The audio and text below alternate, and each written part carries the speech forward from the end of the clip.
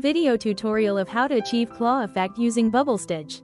We will make 5 unfinished double crochet stitches, 6 loops on your hook. Yarn over with main color, insert hook into the stitch. Yarn over with main color and pull through. You have now 3 loops on your hook. Yarn over with main color and pull through 2 loops on your hook. Yarn over with main color, insert hook into the stitch. Yarn over with main color and pull through. You have now 4 loops on your hook. Yarn over with main color and pull through 2 loops on your hook. Drop main color and change to claw color.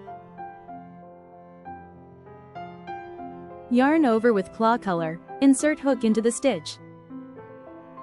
Yarn over with claw color and pull through. You have now 5 loops on your hook. Drop claw color and change to main color. Yarn over with main color and pull through 2 loops on your hook.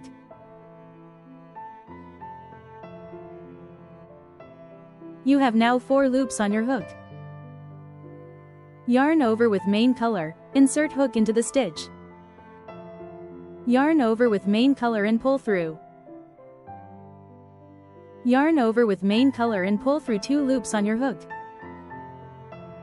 You have now 5 loops on your hook. Yarn over with main color, insert hook into the stitch. Yarn over with main color and pull through. Yarn over with main color and pull through 2 loops on your hook. You have now 6 loops on your hook. Yarn over with main color and pull through all 6 loops on your hook. Single crochet in the next stitch. Push out your bubble stitch. Repeat these steps until you will achieve required number of bubble stitches. I hope this tutorial was helpful.